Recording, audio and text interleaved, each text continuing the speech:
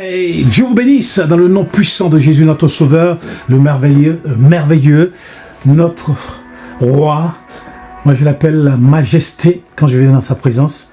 Dans ma prière, je dis Majesté. Il est le Roi, le King. Et nous voulons le bénir, nous voulons le remercier encore ce matin, enfin cet après-midi. Et nous voulons partager la parole de Dieu avec vous. Et bien, si vous êtes la première fois sur notre chaîne, veuillez vous abonner, n'est-ce pas, vous commenter, encourager l'œuvre de Dieu. Amen. Amen. Et le titre de mon message aujourd'hui, c'est que Dieu puisse prononcer sa faveur sur votre vie. Que Dieu puisse prononcer sa faveur sur votre vie. Ah oui. Voyez-vous, quand on lit, bonjour Madame Kwaku. Bonjour, la faveur de Dieu, hein, elle est bien supérieure à celle des hommes. Amen. Quand on lit le livre de Jérémie, eh bien, à la fin, au chapitre 46 jusqu'au chapitre 51, Dieu va prononcer des malédictions sur l'Égypte, sur la Syrie, sur Babylone, sur les Moabites, sur les Ammonites, sur les Philistins. Dieu va prononcer des malédictions sur ces personnes. Pourquoi? Parce que ces personnes ont abandonné Dieu. Dieu est le créateur de toutes ces personnes. Ces personnes ont abandonné Dieu. Les Philistins ne se sont pas créés eux-mêmes. Les Égyptiens, ils étaient puissants, mais ils ne se sont pas créés eux-mêmes. Dieu est le créateur de l'homme sur la terre. Dieu est le créateur des cieux et de la terre. C'est lui le maître, c'est lui le majesté. Comme je disais, majesté. Et l'homme est venu sur la terre, il s'est gonflé. Les Égyptiens se sont gonflés. Les Philistins, ils étaient puissants en guerre. Les Ammonites, ils ravageaient tout. Les Babyloniens, ils saccageaient tout. Les Perses et les Mèdes. Les Perses, ils pensaient qu'ils étaient puissants, ces royaumes. Les Grecs avec Alexandre le Grand et tout ça. Voilà, ils pensaient qu'ils étaient puissants Les et tout ça. Les Romains, mais ils sont passés. Ils sont passés, toutes ces personnes. La puissance égyptienne, la puissance des Mèdes, les Perses, toutes ces puissances, que ce soit les Grecs, que ce soit les Romains, ils sont tous passés. Et même les puissances aujourd'hui passeront. Parce que Dieu est bon. Et toutes ces personnes ont abandonné Dieu. Madame Kwaku. Même avant Abraham, tu penses que Dieu n'a pas parlé à des personnes? C'est que Dieu a parlé aux Babyloniens. Quand le chef de l'armée est venu voir Jérémie, il a dit non, Dieu nous a parlé. Dieu nous a dit, on n'a qu'à te laisser. Qu'on ne te touche pas. Dieu il parle à qui il veut. Dieu parle à qui il veut.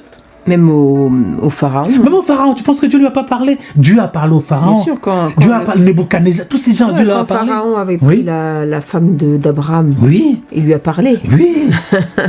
Dieu parle à qui il veut. Mais toutes ces personnes, malgré que Dieu leur a parlé, ils ont rejeté Dieu.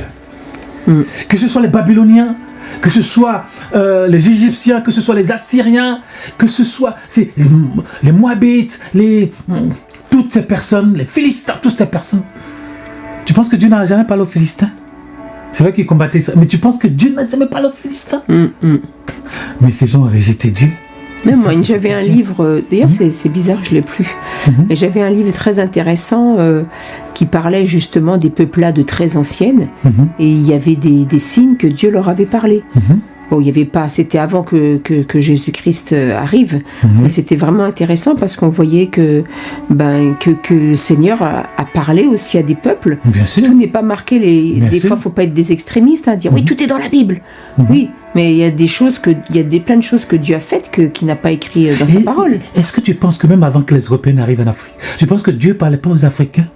Dieu ne pouvait pas se manifester à un homme pour lui dire aux gens, répentez-vous. Dieu, est-ce que Dieu a besoin d'un évangéliste qui quitte les États-Unis pour... Dieu peut parler même au chef du village pour dire, toi là, repens-toi. Parce qu'il est son créateur. Les Européens ils pensent que c'est lorsqu'ils ont apporté l'évangile en Afrique que Dieu est venu nous parler. Mais Dieu pouvait prendre un homme, qui il veut, pour parler. Tout à fait. Mais nous, on n'était pas là, il n'y avait pas de caméra. Il n'y avait pas YouTube, il n'y avait pas Facebook, nous, on n'était pas là. Mais les gens ont continué à adorer les démons. Oui, leurs idoles. Leurs idoles. Les gens continuent à adorer leurs idoles. Mais à la fin de la vie, Dieu va prononcer des malédictions sur eux. Dieu va dire, mais non, c'est terrible. Lisez Jérémie 46, 51. Dieu va prononcer des malédictions. Mais nous qui sommes en Jésus-Christ, qui sommes passés de la mort à la vie, des ténèbres à l'admirable lumière de Christ, eh bien, nous voulons que la faveur de Dieu soit sur notre vie. Il n'y a plus de condamnation sur nos vies parce que Christ nous a sauvés, il nous a justifiés, il nous a régénérés, il nous a sanctifiés. Et le sang de Christ est encore efficace encore aujourd'hui. Nous vivons dans la plénitude de la grâce de Dieu, dans la dispensation de la grâce. Alléluia. Donc, il n'y a plus de condamnation. Dieu ne peut pas prononcer une malédiction sur nous, alors que Christ a dit que tout est accompli. Tout est accompli. Nous sommes sous la grâce. Mais l'homme, par ce comportement, peut attirer des problèmes dans sa vie. Bien sûr. Mais ce n'est pas une malédiction. Peut attirer des soucis graves dans sa vie. Mais ce n'est pas une malédiction. Et quand tu as des soucis, ce sont les conséquences des péchés. De tes choix, de tes décisions personnelles. C'est les conséquences. C'est tellement important. Ça, on ne le redira jamais, jamais assez. Et nous, on le répète, nous, on a 2 fils, on le répète souvent à nos enfants. C'est comme ça qu'on les a éduqués. On est chrétiens. Mais il faut être aussi intelligent et on a des choix à faire, des décisions très importantes à faire. Moi, mon fils me disait la dernière fois, on parlait et je lui ai écrit, je lui ai dit, mon fils, il y a 3 choses auxquelles tu dois être fidèle. C'est d'abord le Seigneur, ta femme, parce que bon, c'est un homme, bien sûr. Et tes enfants. Le reste, parce qu'il me demandait est-ce qu'il y a une entreprise, est-ce que je peux changer d'entreprise. Je dis mais tu n'es pas marié à l'entreprise. Tu n'as pas à être fidèle. On doit être loyal, on doit être honnête dans l'entreprise qui nous embauche. Mais c'est pas un péché que de changer d'entreprise. Donc il faut être fidèle au Seigneur, à son conjoint et à ses enfants. Les décisions qu'on prend dans nos vies sont très importantes. Alléluia. Merci Seigneur. Alors, je parlais de la faveur de Dieu. La faveur de Dieu, c'est une grâce imméritée. C'est-à-dire que nous ne méritons rien. Et Dieu, par sa grâce, par sa grande bonté, déverse ses bénédictions sur nos vies. Amen. Dieu est notre délivrance. Quand il promet, il accomplit toujours. Quand il promet, il accomplit toujours. Dieu est celui qui nous protège. Dieu est celui qui veille sur nos vies. Dieu est celui qui nous apporte la stabilité dans nos vies. Dieu est celui qui fait couler la joie, la restauration dans nos vies. La paix dans nos vies. Et en cette fin d'année, si nous obéissons à sa parole, et en cette fin d'année, nous voulons que la faveur de Dieu soit sur notre vie. Nous voulons que la joie de Dieu soit sur notre vie. Nous voulons que la paix de Dieu soit sur notre vie. Nous voulons que la stabilité, que Dieu nous apporte la stabilité, la protection. Dieu nous apporte ses merveilles. Dieu nous apporte sa direction. Parce que nous avons besoin que Dieu nous éclaire lorsque nous marchons. Amen. Nous voulons que la main de Dieu soit sur nos vies. Nous voulons que c'est merveilleux de suivre Jésus, de marcher avec lui. Dieu est bon, Dieu est merveilleux. Amen. Et il n'a pas changé. Nous voulons la sécurité de Dieu. Nous voulons être fidèles à notre Seigneur. Et il est bon, il n'a pas changé. Et en cette année, nous pouvons témoigner et être reconnaissants pour tous ses bienfaits, pour tout ce qu'il nous a donné spirituellement, matériellement. Amen. Physiquement, il nous a gardé la santé, il nous a gardé. Nous voulons le remercier. Il est bon. Amen. Nous voulons marcher dans ses voies. Nous ne voulons pas pécher contre lui. Beaucoup de chrétiens viennent à l'église. Ils sont là, ils chantent. Mais quand ils sortent de l'église, ils vivent une autre vie parallèle. Comment veux-tu que Dieu te bénisse si tu vis une vie parallèle? Comment veux-tu te marier? Comment veux-tu trouver l'homme? Comment veux-tu trouver la femme si tu vis une vie parallèle? Dieu voit toutes choses. Quand vous lisez Jérémie, Dieu dit, tous ceux qui font là, je vois tout. Dieu dit, le faux prophète là, je vois tout ce qu'ils disent. Dieu dit, regarde le roi là, tout ce qu'il fait là, je vois tout. Et il dit, les enfants d'Israël là, tout ce qu'ils font là, je vois tout. Il dit, les Égyptiens là, tout ce qu'ils font, je vois tout. Est-ce qu'on peut se cacher devant Dieu? On ne peut pas se cacher devant Dieu. Quand on vient à Dieu, on est à nu devant Dieu. Oui, on est à nu devant Dieu. Dieu qui juge les sentiments. Oui, il voit nos cœurs, nos pensées, il voit tout. Nos motivations. Et nos motivations, Dieu voit tout. Voilà pourquoi moi, personnellement, je marche droit devant Dieu. Je marche droit devant Dieu. Parce que je veux que ma vie soit une vie paisible, une vie de joie sur la terre. Et un jour, quand je vais le rencontrer, je vais pas rougir. C'est vrai que je rougis pas. Je vais pas m'énerver, je vais pas à être nerveux, je vais pas à être craintif. Mais quand je rencontre mon Seigneur, je serai dans la joie. Je serai dans la joie. Rendant la joie de ton maître, fidèle serviteur. Oui, nous voulons servir le Seigneur de tout notre cœur, toute notre force, toute notre âme. Et marcher dans ses voies. Vous savez, la vie sur la terre, elle est courte. La vie sur la terre, c'est un clin d'œil. Un clin d'œil. Vous savez, sur la terre, l'argent passe, la beauté passe, la force passe. Moi, j'ai vu des gens qui avaient l'argent, qui avaient la beauté, qui avaient la force. Mais aujourd'hui, quand tu les vois, il n'y a plus rien.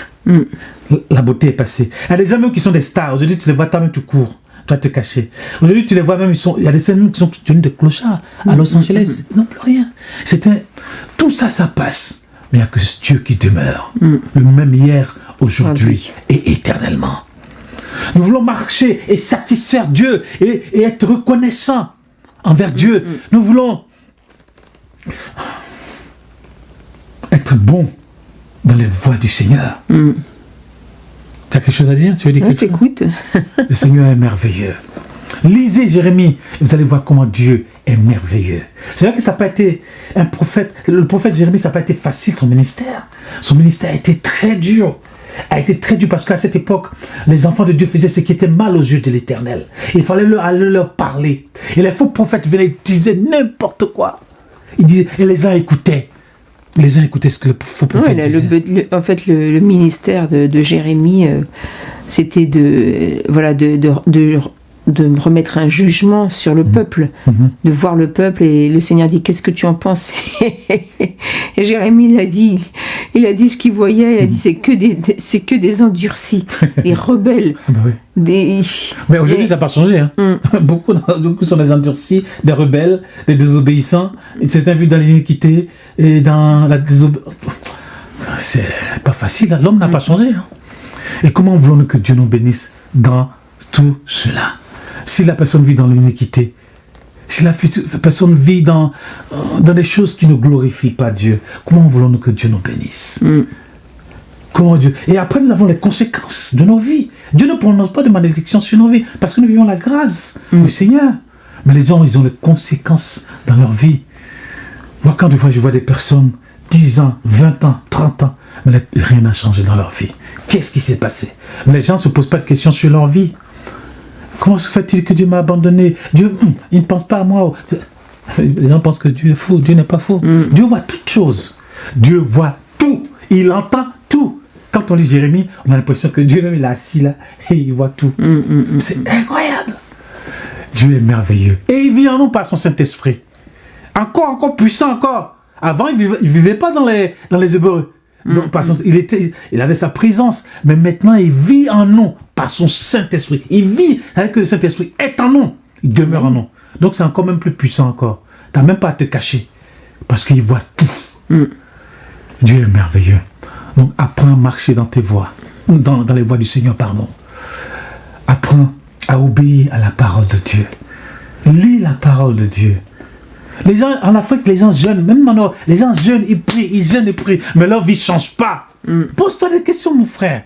Si tu jeûnes, tu pries, mais ta vie ne change pas. La parole de Dieu, tu ne la lis pas, tu ne la mets pas en pratique. Comment ça va évoluer? C'est pas le jeûne et la prière qui change quelqu'un. Le miracle ne change pas quelqu'un. Le jeûne et la prière ne change pas quelqu'un. Mais c'est la parole qui change.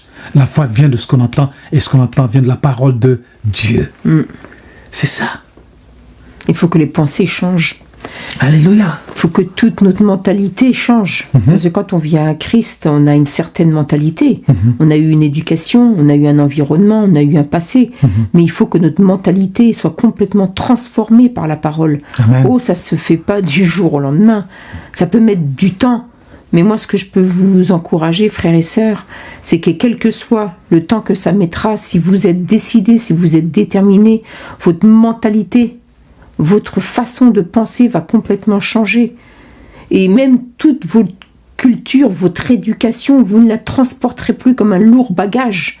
Parce que vous aurez été transformé, vous serez laissé transformer par la parole de Dieu. Mais c'est une volonté personnelle.